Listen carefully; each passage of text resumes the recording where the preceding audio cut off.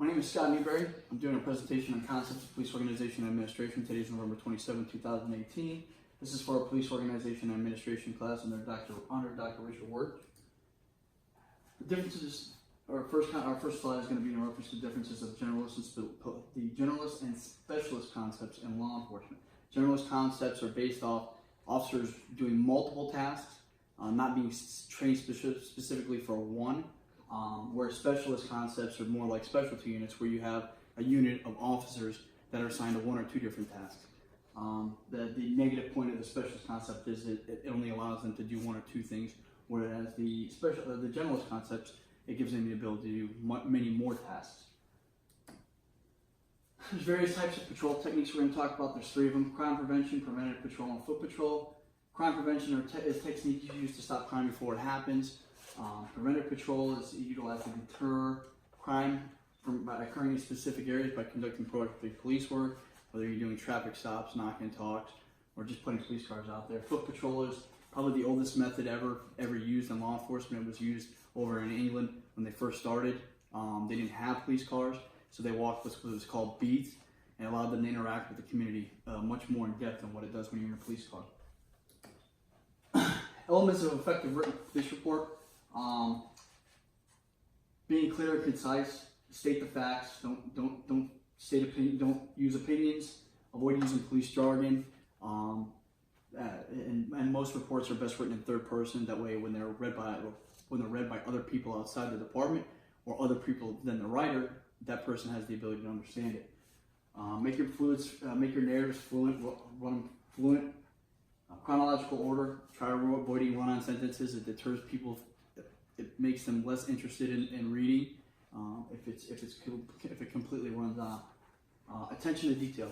Provide accurate facts about the incident. Include elements of the crime. Include the violation of the law. Probably the most important part is to proofread and review your report. Check for spelling and punctuation mistakes. Make sure everything's capitalized. Make sure all your elements are in there. And then have somebody other than yourself review it. And then I would have a second person review it. That way you can have other people make sure that it sounds right and it looks right. And keep in mind other people read your reports. So your report is your reputation and the agency's reputation is going to be based off what they read, because they don't know you as a person. The importance of establishing a good rapport with citizens. Ways of building a rapport with community or community engagements.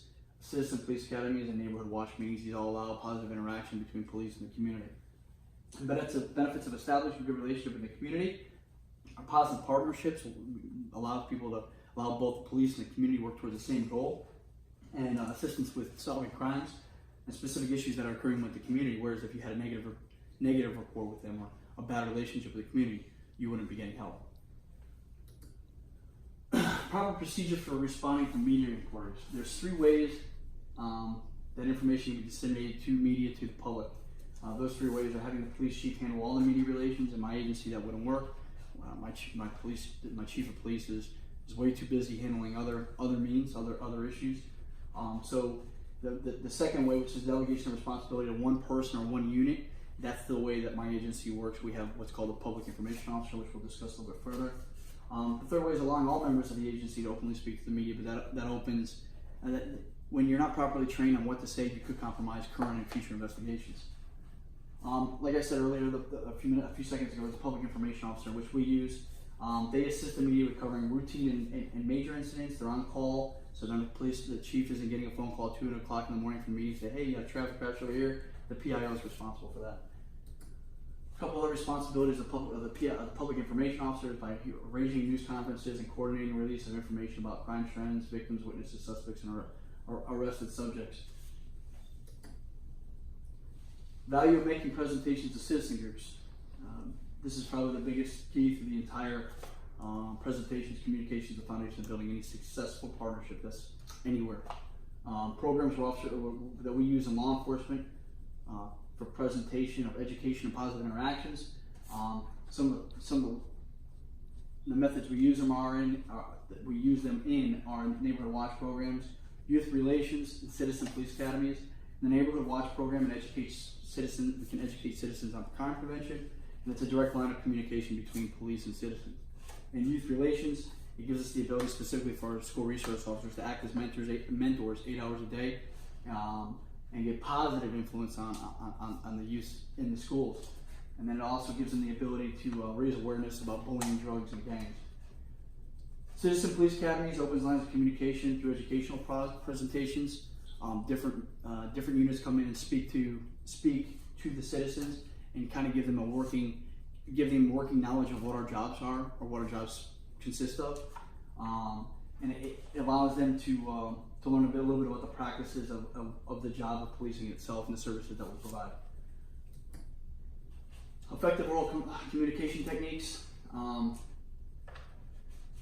The way that people communicate, the way that officers communicate with the public, it represents the police and it represents the officers and the police agency itself. Techniques that we use is the number one and the most important is listening, because if you don't know what's being said, you can't respond. Ask clear and concise questions, be direct and to the point. After a question's asked, wait for a response. Before you ask any additional questions, and only ask one question at a time. If you ask multiple questions, it just causes confusion. That's the end of my presentation. Thank you for your time. I appreciate it.